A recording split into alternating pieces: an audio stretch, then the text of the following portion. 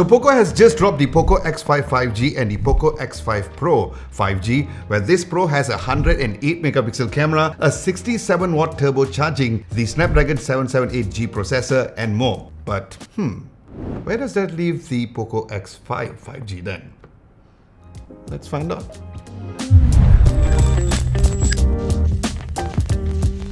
So the unboxing experience was pretty much the same, where the box comes in black with the specs and the color variant at the side of the box. Inside are the clear phone cases, the USB-A to USB-C cables, and the only difference is that the Pro comes with a 67 watt charger compared to a 33 watt charger on the non-Pro variant. Next, looking at the build quality and the design of both phones, my first impressions were that both phones had a solid build and had a quite decent weight to them, as it was below my preferred 200 grams mark.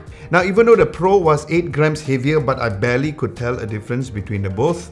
And as you guys can see, that the Pro variant that I got is in yellow, and I'm loving this kind of yellow because it was a little less striking than the previous yellow, with a classier finish and had a sort of a glitter layer to the top too, which reminded me of the Xiaomi 11 Lite 5G NE, but I prefer it more over here.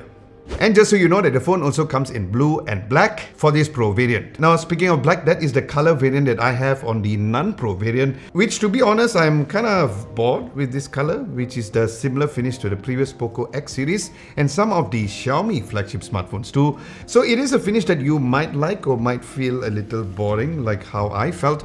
But I have to say that based on the pictures alone, the green and the blue does look enticing indeed. Now, the camera array still has the huge Poco branding to tell the whole world that you're using a Poco branded phone, which is the direction that Poco has been going with the X series. Now, what's interesting is that the shape of the Pro variant was a bit flatter at the edges at the back, which I preferred compared to the non-Pro variant. Hence, I felt that it was better on my hands when I used the phone for several days. So both phones do wobble a bit if you're typing the phone on the surface, but the Pro wobbles just a bit more, probably due to its slightly thicker camera bump, so keep that in mind. Then looking at the ports and buttons, call me old school, but I salute Poco for including a headphones jack for both phones. I still can't believe that that is some kind of a feature these days, but Poco, if you're watching, salute. Then the placement of the buttons and the ports are very similar, where there is a yellow power button on the Pro variant. However, the placement of the SIM ejector slot is just slightly different. And for some strange reason, the non-Pro variant has support for a micro SD card up to 1TB, but the Pro variant did not have, just the regular old, new dual SIM card support. So overall, I would give the phone an A+ for the Pro and an A- for the non-Pro for this particular design and the build quality of the phone. Next, looking at the display, both have the same size display of a 6.67-inch AMOLED display and the exact resolution of 1080 by 2400 pixels. Now, while both can go up to a high refresh rate of 120Hz, but what's interesting is that in the display settings of the Pro, you can select the dynamic option to give a better balance of performance and power consumption, of course, compared to the non-Pro where you can only choose either one, which I'm suspecting is due to the difference in chipset, or probably the display panel may not be exactly the same. Now, other differences include the support for HDR10 and Dolby Vision on the Pro variant, which was unavailable for the non-Pro variant. And by default, the color temperature was a little different if you compare it side by side. And speaking of comparing, the non-Pro variant also has thicker bezel at the bottom chin area of the phone. Then finally, the peak brightness for the Pro goes up to 1200 nits compared to 900 nits on the non-Pro variant, and even the Gorilla Glass protection is better on the Pro at version 5 compared to only version 3 on the non-Pro variant. Damn, this non-Pro variant is getting slapped left and right, eh? So for the display, I would give the Pro an A- and a B+ for the non-Pro version. Now, in terms of the cameras, for the rear, the Poco X5 5G has a 48 megapixel main camera, an 8 megapixel ultra-wide camera and a 2 megapixel macro camera. Then the Poco X5 Pro 5G comes with a 108 megapixel main camera, an 8 megapixel ultra-wide camera and a 2 megapixel macro camera. Then the front camera for the Pro is a 60 megapixel camera, and the non-Pro has a 30 megapixel selfie camera.